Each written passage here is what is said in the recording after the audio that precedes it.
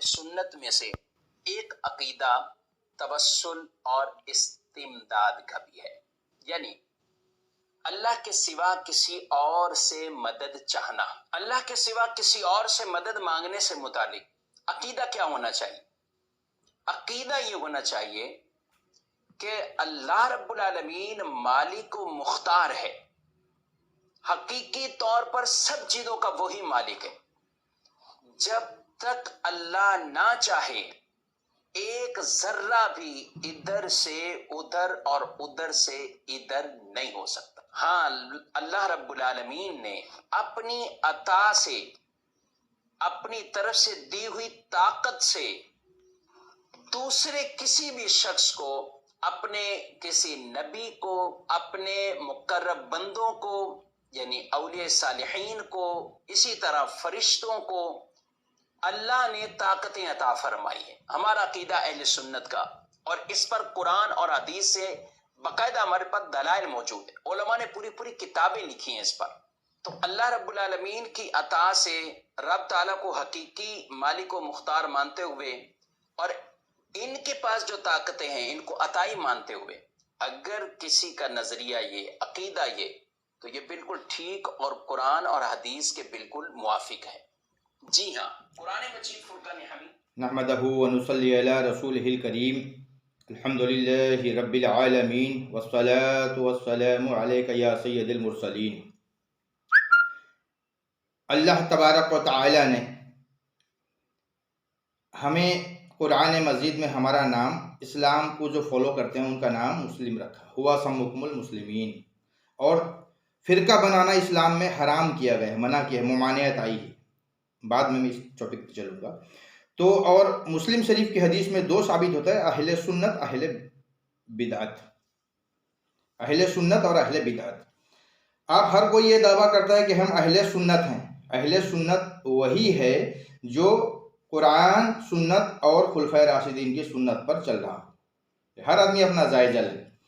تو قرآن میں جا بجا بہت سارے جگہ آیا ہے اطیعوا اللہ و اطیعوا الرسول، حکم مانو اللہ کا اور حکم مانو رسول کا۔ اس میں ایک اور زائد ایڈ کیا گیا ہے، تین چیز کا کر دیا گیا ہے، اللہ، رسول اور ولی الامر۔ وہ ہے سورہ نساء، سورہ نمبر 4 آیت نمبر 59۔ اطیعوا اللہ و اطیعوا الرسول و ولی الامر منکم، حکم مانو اللہ کا، حکم مانو رسول کا، اور جو تمہارا حکومت والا ہے، قاضی القضا ہے یا پھر خلفائے راشد ہیں۔ فَإِن تَنَازَعْتُمْ فِي شَيْءٍ، اگر پھر کسی چیز پہ تنازع ہو جائے، فَرُدُّوا إِلَى اللَّهِ وَالرَّسُولِ، پھر پلٹو اللہ اور رسول کی طرف۔ یہ حکم ہو گیا قرآن کا۔ اور آئیے حدیث نبوی میں کیا حکم ہے۔ یہ ہے آپ کا ترمذی شریف، حدیث نمبر 2676، کتاب علم و فہم، ترمذی شریف حدیث نمبر 2676، اور ابو داؤد شریف 4607، سنتوں کا بیان۔ اس میں حضور فرماتے ہیں، حضور صلی اللہ علیہ وسلم نے فرمایا، تم میرے بعد بہت سارے اختلاف دیکھو گے، تو اس وقت تم پہ لازم میری سنت اور میرے خلفائے راشدین کی سنت۔ فعلیکم بسنتی، فعلیکم بسنتی وسنتی خلفائے الراشدین والمہدیین، تم پر لازم میرے سنت اور میرے خلفائے راشد کی سنت۔ تو حدیث سے ثابت ہو گئی۔ تو اہل سنت وہ ہے جو قرآن، حدیث اور خلفائے راشد یا پھر اس کے حساب سے چلے، موافق سے چلے، یا تو پھر اہل سنت وہ کہلائے گا، ورنہ اہل بدعت۔ آپ مولانا صاحب نے جو بات کی، وسیلہ لینا قرآن و حدیث سے جائز ہے۔ حضور صلی اللہ علیہ وسلم کا وسیلہ حضور کے آنے سے پہلے تھا، حضور کے زمانے میں تھا، حضور کے بعد بھی رہے گا قیامت تک، اور قیامت کے دن بھی حضور کے وسیلے سے حساب شروع ہوگا۔ وسیلہ منع نہیں ہے، وسیلہ لینا جائز ہے، یہ قرآن و حدیث سے ثابت ہے۔ میرا ایک لیکچر ہے، میں ڈالا ہوں وسیلہ کا، وہ انگلش میں لیکچر ہے، میں اب پھر لاؤں گا پورے مکمل حدیث کے ساتھ، اردو میں لا رہا ہوں، بعد میں لاتا ہوں۔ تو وسیلہ لینا جائز ہے، انبیاء کا، اولیاء کا، آپ کسی نیک آدمی کا، عمل صالحن کا، یہاں تک کہ حضور کے کرتا مبارک، کسی چیز کا آپ وسیلہ لے سکتے ہیں۔ اللہ سے ڈائریکٹ بھی دعا ہو سکتا ہے، انڈائریکٹ بھی ہو سکتا ہے۔ بات وسیلہ کا نہیں ہے، بات ہے غیب میں غیر اللہ کو پکارنا۔ ہم حاضر میں ہر آدمی کو مدد کے لیے پکار سکتے ہیں، کیونکہ ہمارے لیے وصول کیا ہے؟ لقد کان لکم فی رسول اللہ اسوۃ حسنہ۔ حضور نے تجارت کیا یہود و نصارہ سے، حضور اپنا زر مبارک بھی گروی رکھی ایک یہود کے پاس تھا آخری وقت میں، اور حضرت علی رضی اللہ تعالیٰ عنہ جو 3 روزہ رکھے، 3 روزہ جو آپ نے رکھا، اس میں سے انہوں نے جو 3 شاہ گیہوں کا لایا، آٹا لایا، وہ بھی یہود کے پاس سے لایا۔ یہ ورڈ لکھا ہوا ہے یہود کے پاس سے، اور یہ تحقیق ہے آپ کا سورہ الدہر سورہ نمبر 76 آیت نمبر 7 8 9 میں، کنز الایمان سے تحقیق ہے، اس میں اس کے مفسرین میں لکھے ہیں آپ حضرت علی رضی اللہ تعالیٰ عنہ ایک یہودی سے 3 شاہ جو لائے۔ تو کاروبار لین دین میں ہم ہر کسی سے کر سکتے ہیں، یہود نصارہ کافر سب سے۔ اب رہ گیا بات بلانے کا، ہم ہر کسی سے مدد لے سکتے ہیں ظاہر میں۔ ہمارا لڑکا ہے، ہم اس کو بولتے ہیں پانی لا دو، ہماری بیوی ہے کھانا رکھ دو، پیر صاحب ہیں، پیر صاحب بھی جس کو جو مرضی دے سکتے ہیں ظاہر میں، جب وہ ظاہر زندہ ہے، کپڑے پہنا سکتے ہیں، آپ کو پھول کا ہار ڈال سکتے ہیں۔ کسی نے عورت سے نکاح کی مانگی، طلبگار ہے، تو نکاح بھی کسی عورت سے کروا سکتے ہیں، سب ظاہری فعل ہے۔ باطن میں اور غیب میں جو بلایا جائے گا وہ اللہ کو پکارا جائے گا۔ غیب میں جو بھی بلایا جائے گا وہ اللہ کو بلایا جائے گا، کیوں نہ دعا جو ہے وہ عبادت ہے۔ اب میں یہاں اب بلا رہا ہوں، حضور صلی اللہ علیہ وسلم نے فرمایا ترمذی شریف 3372 الدعاء هو العبادہ، اور سورہ مومن سورہ نمبر 40 آیت نمبر 60 میں ہے، اور تمہارے رب نے فرمایا مجھے سے دعا کرو میں قبول کروں گا، اور جو میرے عبادت سے دعا کرنے سے جو کتراتے ہیں تو ان کو عذاب کا اللہ نے قرآن مجید پہ دیا ہے۔ تو غیب میں جو دعا ہوگا، عالم الغیب ہے، صرف اللہ کی ذات ہے، غیب اللہ ہے، تو غیب میں جو دعا کریں گے، یہاں سے 500 کلومیٹر کا دعا، یا سفر میں ہم جا رہے ہیں، ہم بولیں گے یا اللہ ہمارے سفر کو آسان کر دے، اب کیا ہوگا ہمیں پتہ نہیں نا، ہم دعا مانگیں گے۔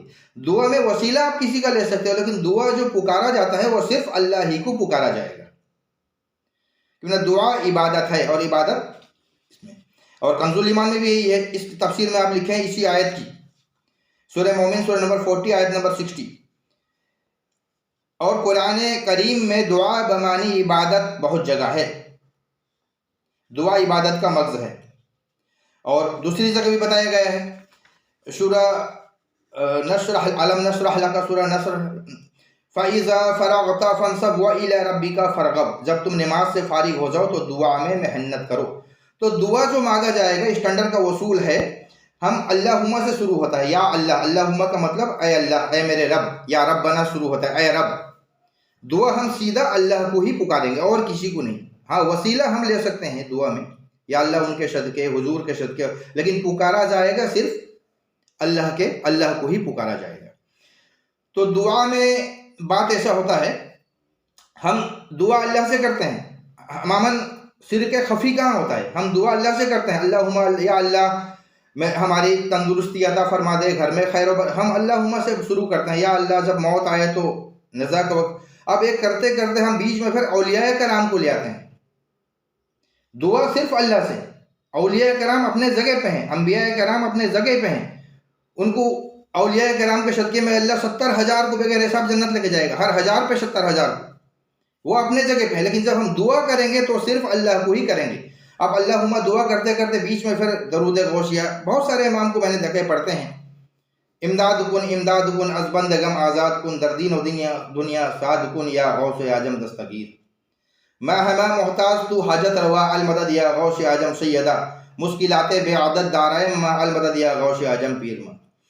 تو درود غوثیہ جو ہے یہ ما ہمہ محتاج تو حاجت روا اللہ ہی ہے، مشکل کشا اللہ ہی ہے، حضرت علی بھی نہیں ہے مشکل کشا۔ حضرت علی، ہر آدمی حاضر میں، ہر آدمی ایک دوسرے کا مددگار ہے، فرشتے بھی مددگار ہیں، جبرائیل بھی مددگار ہیں، ایمان والے بھی مددگار ہیں۔ حضرت علی رضی اللہ تعالیٰ عنہ نہج البلاغہ میں پچھلے بار بھی بولا تھا، تو حضرت علی کا نہج البلاغہ جب صفین سے آپ واپس آئے تو حضرت علی کا جو خطبہ نمبر 2 نہج البلاغہ، اس میں آپ فرماتے ہیں اور اس کی مدد کا اس کی نعمت، میں اللہ تعالیٰ کی حمد کرتا ہوں اور اس کی نعمت کی تکمیل اور اس کی عزت کے سامنے سر تسلیم خم کرتا ہوں۔ اس کے نافرمانی سے بچتا ہوں اور اس کی مدد کا طالب ہوں، اس کے لیے کفایت کا محتاج ہوں۔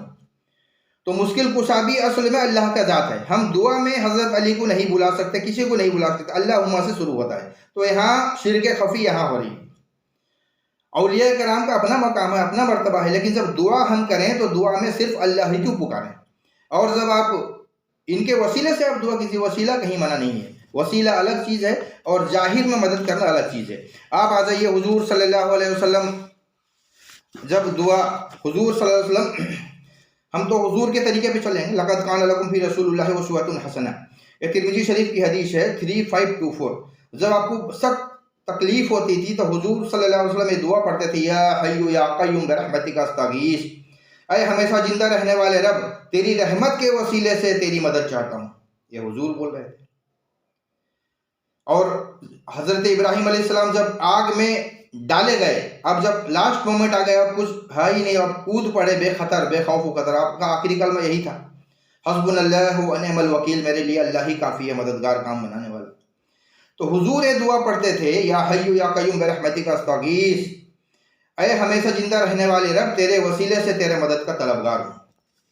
اب حضور صلی اللہ علیہ وسلم جب سونے جاتے تب یہ دعا پڑھتے تھے، اللہم بسمک اموت و احیا، بخاری شریف حدیث نمبر 7394 7395، کتاب التوحید میں دعا ہے، اور ترمذی شریف میں ہے 3401، مسنون دعا، ترمذی شریف بخاری شریف، تینوں حدیث میں دے دیا، اللہم بسمک اموت و احیا، اے اللہ میں تیرے نام سے زندہ ہوں اور تیرے نام سے مرتا ہوں، تیرے نام سے مرتا ہوں اور تیرے نام سے جیتا ہوں۔ اموت تو ہے موت اور احیا ہوتا ہے حیات، جینا۔ پھر جب حضور صلی اللہ علیہ وسلم اٹھتے تو دعا پڑھتے، الحمدللہ الذی احیانا بعد ما اماتنا والیہ النشور۔ جب حضور سو کر اٹھتے تو بولتے، تمام تعریف اللہ کے لیے، الحمدللہ الذی احیانا بعد ما اماتنا والیہ النشور، تمام تعریف اس کے لیے جس نے ہمیں موت کے بعد زندگی دیا، مطلب سو جانا ایک موت ہے، موت کے بعد پھر زندگی دیا۔ صبح اٹھتے تھے پڑھتے تھے۔ اور ہمارے اہل سنت کے جو طبقات ہیں، احناف بولنے والے، تو جو نیچے طبقے کے ہیں، اوپر والے تو یہ دعا پڑھتے ہیں، حضور نے اللہ کا حمد کیا، اور نیچے طبقہ جو جہاں پیر اس کے سامنے جس کا مزار ہے اس کا نام لے لیتا ہے، یا فلاں یا فلاں یا فلاں، نہیں تو اٹھتے ہی یہ ورد رہتا ہے، یا غوث اعظم یا غوث اعظم۔ غوث اعظم مقربین ہیں، ان کے صدقے اللہ 70,000 لے کے جائے گا، لیکن پکارنا صرف اللہ کو ہے، پکارنا صرف اللہ کو ہے۔ ہم حضور غوث اعظم کو پکارتے ہیں، اللہ سمجھ کے نہیں پکارتے ہیں، ولی سمجھ کے، لیکن یہ بھی منع ہے۔ تعظیماً آپ بول سکتے ہیں، یا غوث اعظم، یا غوث، یا حسین، یا علی، تعظیماً بول سکتے ہیں، مدد کے لیے نہیں بول سکتے، نہیں آئیں گے کوئی بھی۔ کیوں نہ حضور صلی اللہ تعالی علیہ وسلم نے فرمایا، اے انصار، دیکھنا میرے بعد تم پہ بہت ظلم ہوگا، تم صبر کرنا یہاں تک کہ تم میرے حوض پہ آ کے مجھ سے ملنا، یہاں تمہیں صبر کا اجر ملے گا۔ اور بیچ میں آنے کا راستہ نہیں ہے، حوض پہ آ کے ملنا، حوض کوثر پہ قیامت کے دن۔ حضور نے تلقین کس کو کیا؟ صحابہ کو کیا۔ تو ہم وسیلہ سب کا لے سکتے ہیں، وسیلے سے دعا کر سکتے ہیں، لیکن پکارا جائے گا اللہم یا ربنا، بیچ میں کسی ولی کا، کوئی بڑا سے بڑا ولی ہو جائے، نہیں آئے گا نام، ہاں ان کا نام سے وسیلہ ہوگا۔ یہاں تک کہ ہم حضرت علی کو بھی مشکل کشا ان کا بھی نام نہیں لا سکتے۔ حضرت علی خود جو ہیں، نہج البلاغہ میں خطبہ نمبر 2 صفین کے موقع پر، میں اللہ تعالیٰ کی حمد کرتا ہوں، اس کی نعمت کی تکمیل اور اس کی عزت کے سامنے سر تسلیم خم کرتا ہوں، نافرمانی سے بچنے کے لیے اور اس کی مدد کا طالب ہوں اور اس کے کفایت کا محتاج ہوں۔ یہ حضرت علی رضی اللہ تعالی عنہ کا خطبہ ہے نہج البلاغہ میں، اور حضور صلی اللہ علیہ وسلم نے بھی کلیئر کر دیا۔ تو دعا جو ہے صرف اللہ کے لیے ہوگا۔ ظاہر میں مدد ہم ہر آدمی سے مانگیں گے، ظاہر میں جو دے سکتا ہے۔ اب میں بولوں گا میرا کڈنی ٹھیک ہو جائے، میں کسی کو نہیں بول سکتا میرا کڈنی ٹھیک کر دے، میں اللہ سے دعا کروں گا، یا اللہ میرا کڈنی ٹھیک کر دے۔ ایک لمبا پروسیس ہے، اللہ پھر ڈاکٹر کو متعین کرے گا، اللہ کس سے مدد کرے گا اللہ جانتا ہے۔ میرے پاس پیسے نہیں ہے تو کسی کے دل میں ڈالے گا تو اس نے پھر ہمیں پیسے دے گا۔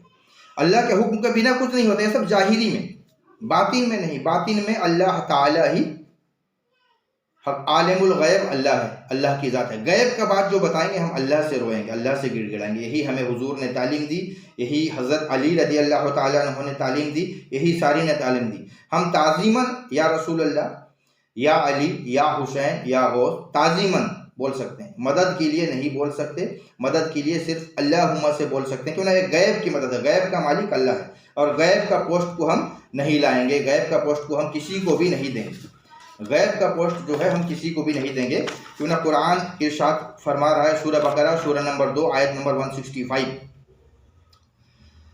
وَمِنَ النَّاسِ مَن يَتَّخِذُ مِن دُونِ اللَّهِ أَندَادًا يُحِبُّونَهُمْ كَحُبِّ اللَّهِ وَالَّذِينَ آمَنُوا أَشَدُّ حُبًّا لِلَّهِ، اور کچھ لوگ اللہ کے سوا اور کچھ معبود بنا لیتے ہیں اور انہیں اللہ کی طرح محبوب رکھتے ہیں، اور ایمان والے کا صفت بتا رہا ہے وَالَّذِينَ آمَنُوا أَشَدُّ حُبًّا لِلَّهِ، ایمان والے اللہ سے شدید محبت کرتے ہیں، تو اللہ سے شدید محبت کرتے ہیں ایمان والے۔ تو دعا کا جو طریقہ حضور نے بتایا، اور دعا اسلام میں اسٹارٹنگ اللہم سے ہی ہے، یہاں تک کہ ہم درود بھی بھیجتے ہیں تو وہ بھی اللہم سے شروع ہوتی ہے، قربانی بھی بسم اللہ اللہ اکبر سے کرتے ہیں، میں بعد میں آؤں گا نظر کا اور ایک ٹاپک لے کے۔